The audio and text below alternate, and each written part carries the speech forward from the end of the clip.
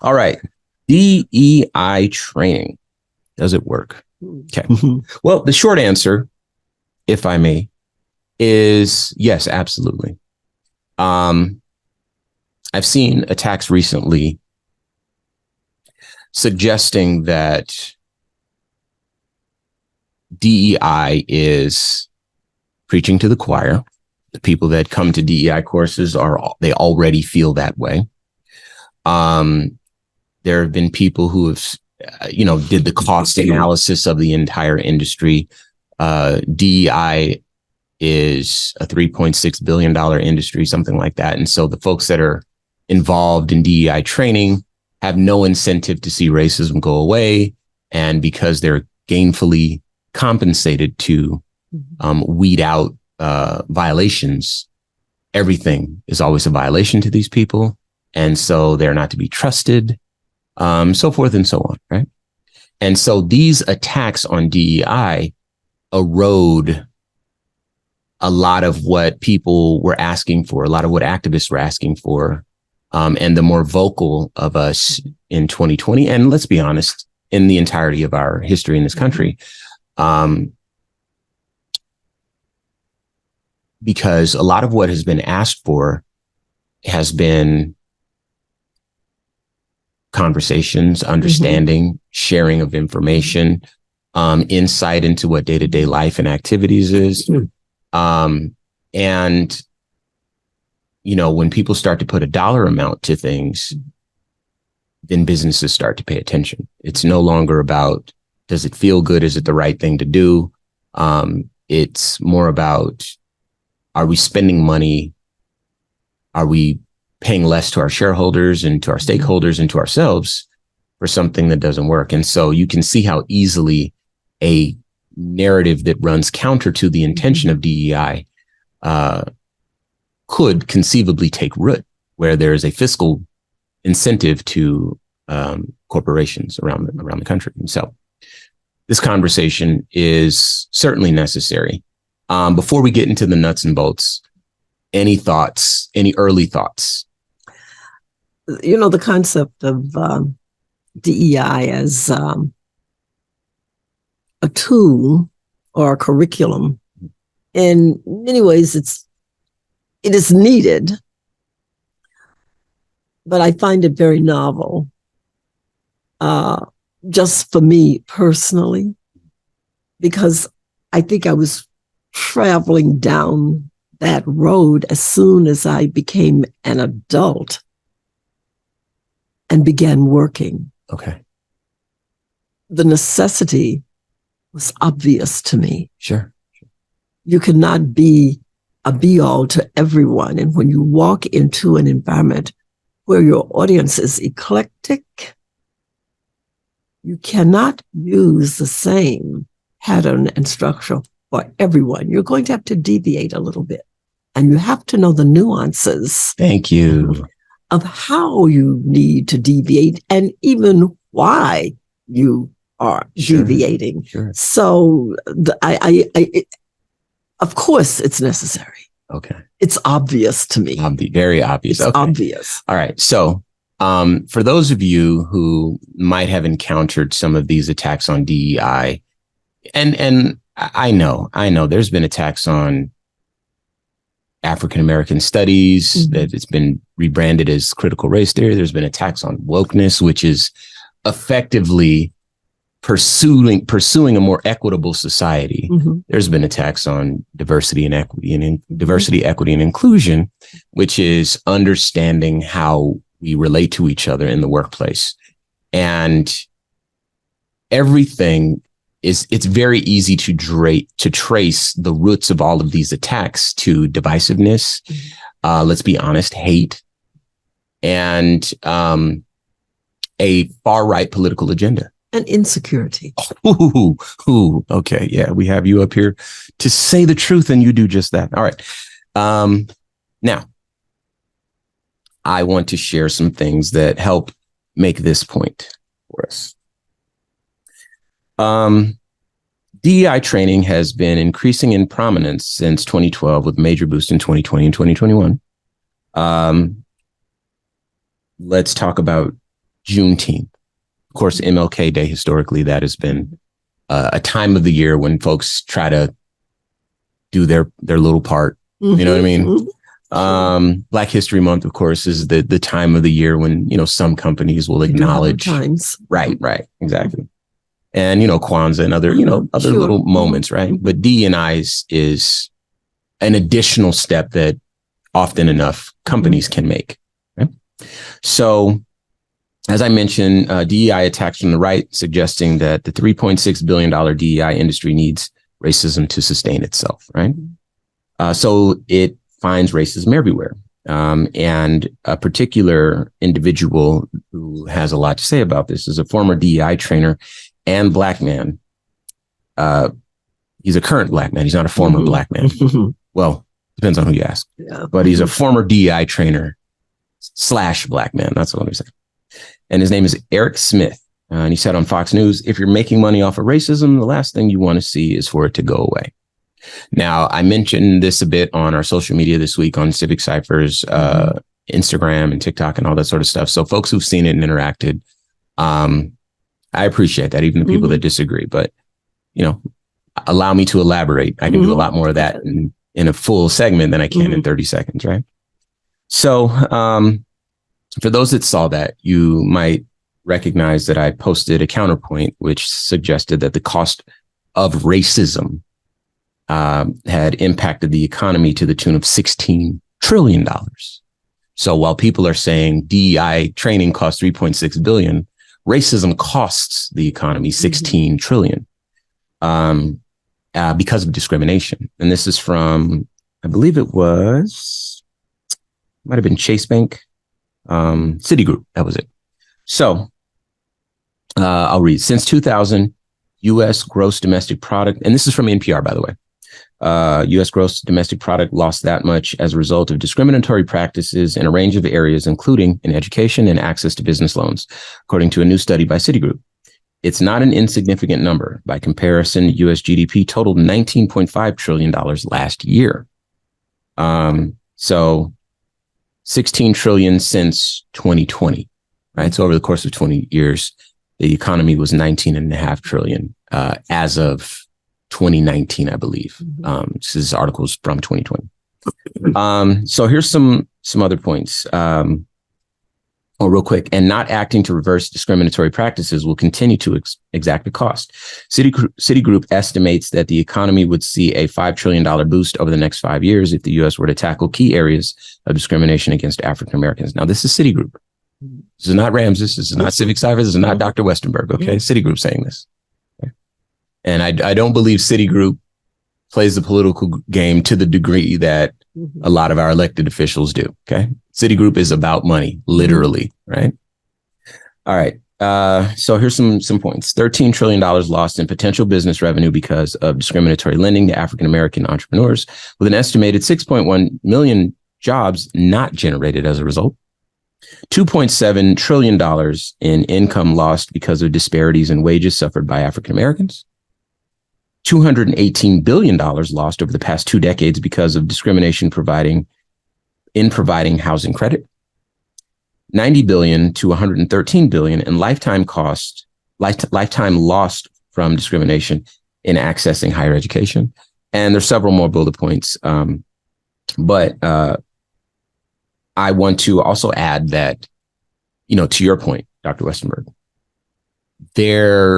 so in school, and this is just me, I don't have this written down, but I'm glad you made the point because it allowed me to remember. I went to school for marketing. My bachelor's is in marketing and my master's is in management. Okay. So we learned marketing. That's what I had to learn in school, Arizona State University. Okay.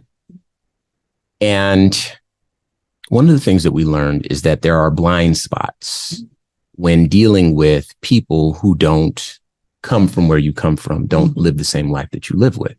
One example that comes to mind is Colgate.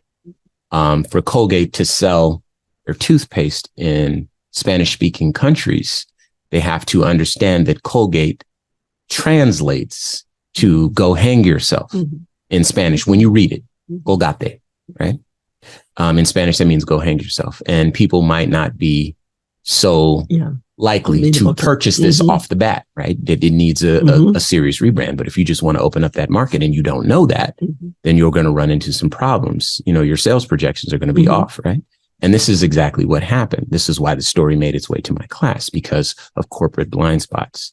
Another one is that in countries where there's low literacy rates, some people purchase items based on the pictures on the label, not necessarily based on the language. Sure. And it's not just low literacy rates. It's, you know, in this country, we brand everything in English. In other parts of the world, they don't read English, speak English. It's just not a part of their life, right? But we want to still sell the same products with the same labels and so forth, right? But it doesn't matter. If they can't read English, even the name of your company, they're looking for the pictures. Corporate blind spot. Right. People are looking for the pictures, regardless of literacy rates, regardless of any of this stuff. If they don't speak English, they look at pictures. Okay. All right. So if you're with me, watch this. Gerber. Babies. It's a picture of the baby. So what people were horrified to find out is that people are selling ground up babies in these little tiny jars, right? And so no one wanted to buy Gerber in these other countries, right? Now that's two that come to mind that I learned in school, right? And those weren't specific to the differences in African American life versus, you know, white American life. But you begin to see the fact that corporate blind spots exist, right? Now, if corporate blind spots exist, then you miss your sales projections. In addition, you can offend different communities. I remember a campaign not too long ago from Toyota. Toyota had a commercial and they were trying to appeal to African Americans. And they had African Americans using the products and enjoying themselves, going on trips, etc. And then at the end of the commercial, there was a person smiling and they had a gold teeth or a grill or something like that. And it had the Toyota logo in it. And then Black people, rightfully so, we were like, yo, what does Toyota think of us? You know what I mean? Like, do they think this? And just, right. And then there's an example here that I actually wrote down. This is from August 29, 2023. So this is a recent example. Okay. This story comes from Black Enterprise. KFC is in hot grease after Black Twitter called out its racially offensive ad campaign. Billboards across Canada. This was a Canadian country, but, you know, a lot of similarities between our two societies, right? Billboards across Canada displayed Black people enjoying its famous fried chicken under the slogan of "It's finger licking good." No problem yet. Finger licking good has always been their slogan, but, you know, our sensitivities have changed. How we're viewed has changed, but, you know, no problem just yet. Okay. And this drew criticism for tone deaf imagery. Okay. Criticism, though, is not the biggest part of the story. Let's keep reading. Azim Akhtar, director of marketing for KFC Canada's, presented his latest campaign to Twitter on August 24th, expressing how he couldn't be more proud at how well it seemingly turned out. Quote, "Sorry, utensils, it's finger licking good," unquote. He wrote, reiterating the motto featured in the ads. However, his tweet gained traction in a negative light. Naysayers suggested that the team missed a mark, displaying Black people in an advertisement that perpetuated historical stereotypes against them. In other words, the actors in the ad campaign, right, and the people in the photographs and in the commercials were Black. And now, to be fair, I want to tell the whole story. He did have other families using the same marketing strategy. Right. But on Twitter, he only used the Black families. Right. And he was very proud of it. But because of this oversight, what ended up happening was he ended up offending Black people. He was like, okay, Black people are licking their fingers, like grateful to have a piece of chicken. And, you know, there's a whole history there. You know, you know that Black people didn't always get to eat chicken. We had to eat innards of pigs and cows and stuff like that for a long time.